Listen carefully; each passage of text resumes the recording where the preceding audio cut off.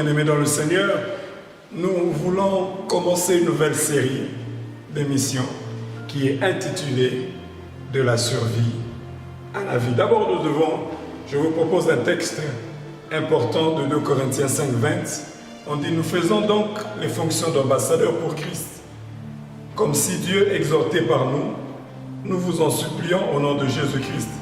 Soyez réconciliés avec Dieu. » Ça, c'est un passage très, très important. Bien aimé, de la survie à la vie. L'homme qui est face à un danger cherche d'abord à survivre. Là, l'homme qui est, aussi on peut dire, nous qui sommes en pleine crise maintenant, nous cherchons d'abord la survie. Quand nous voyons des gens sortir le matin, ici en Afrique, et revenir avec quelque chose, c'est qu'ils sont encore dans ce stade de la survie. La Bible dit que ceux-là, ils se couchent, ils se lèvent tôt, ils se couchent tard, pour obtenir quoi? Le pain de misère, le pain de douleur. Ça, c'est la survie. C'est la survie. C'est manger le pain de douleur. Alors nous devons quitter cette plateforme de la survie et aller à la vie. Quand quelqu'un est en pleine maladie, il est très malade, il cherche quoi? À survivre, à sortir de cette situation. Toi et moi, nous cherchons à sortir de cette crise multiforme que nous voyons. Nous cherchons à sortir. C'est pourquoi, quand nous sortons de cette crise, nous ne devons pas demeurer seulement des gens qui survivent, mais nous devons être des gens qui vivent. Et n'oubliez pas que notre Seigneur Jésus n'a pas dit qu'il est venu nous faire survivre. Non, Jean 10, 10 dit ceci, que Jésus-Christ est venu afin que les brebis aient quoi? La vie. Et la vie en abondance. C'est ça sa mission. C'est ça sa mission ici sur terre. J'ai la bonne nouvelle de te dire que cette situation ne va pas te tuer, cette situation ne va pas perdurer, mais toi tu vas passer au-delà et tu vas quitter de la survie à la vie. Et l'une des choses très importantes que nous voulons signifier ici, les gens qui quittent, qui survivent une situation, on les appelle des survivants. Ah oui, il y a souvent des survivants. Oui, bien aimé, les survivants, d'abord, nous allons parler de la survie. C'est très important d'être des survivants. Les survivants, c'est des gens qui ont échappé à une catastrophe, des gens qui ont échappé à une situation. Bien aimé, les gens qui ont survécu à un problème. Nous connaissons l'histoire du film de Titanic.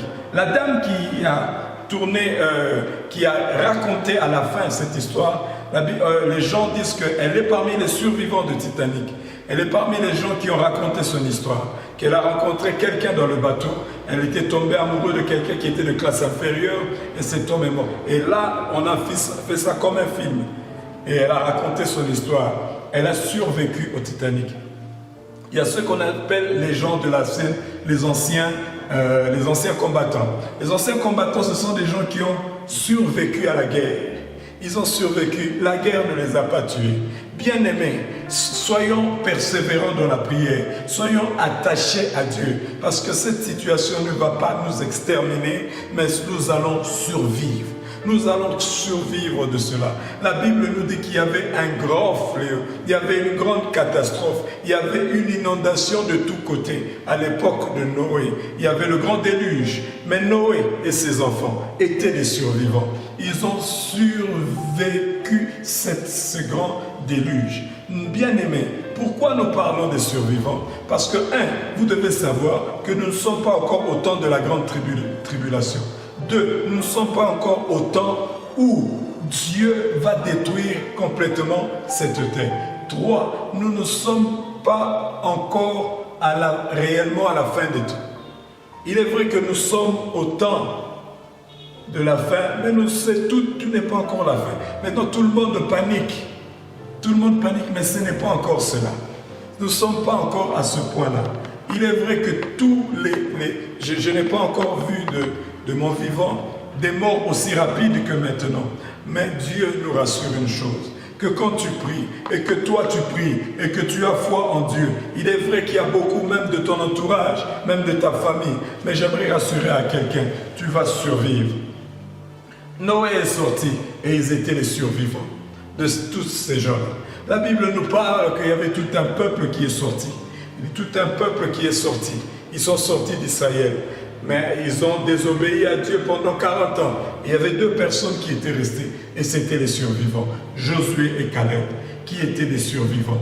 Parce que Dieu leur avait dit que vous n'allez pas mourir, vous allez vivre. Bien aimé, le temps est arrivé de confesser la parole de Dieu, le temps est arrivé de croire à la parole de Dieu, le temps est arrivé de vivre la parole de Dieu. N'oublie pas, confesser, croire et expérimenter ou bien vivre la parole de Dieu, qui dit que tu ne mourras pas, que tu vivras. On ne dit pas tu vivras. Cela veut dire que tu vas survivre de cette situation et tu entreras dans une autre phase qui est réellement la vie.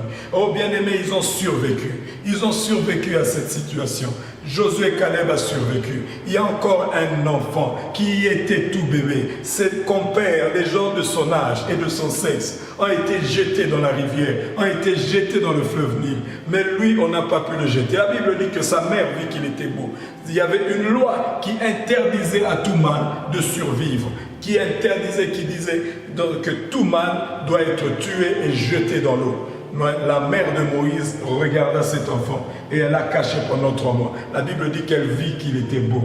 Et Actes des Apôtres dit que il était beau aux yeux de Dieu. En d'autres termes, sa destinée était belle, sa destinée était glorieuse. Il était destiné à de grandes choses. Et c'est pourquoi la mort ne pouvait, le Nil ne pouvait pas l'avaler. Les crocodiles ne pouvaient pas. Parce qu'il, j'aimerais dire à quelqu'un, toi, ce n'est pas encore ta fin, ce n'est pas encore ta fin. C'est pourquoi tu vas entrer avec moi dans la prière.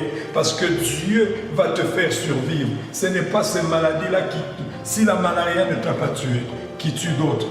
Si la malaria ne t'a pas tué, si l'appendicite ne t'a pas tué, si toutes ces maladies ne t'ont pas tué, c'est que tu as encore une histoire avec Dieu. J'aimerais dire à quelqu'un, tu as une histoire avec Dieu, ne lâche pas, ne lâche pas, ne lâche pas. Quand tout semble arrêter, mais toi n'arrête pas.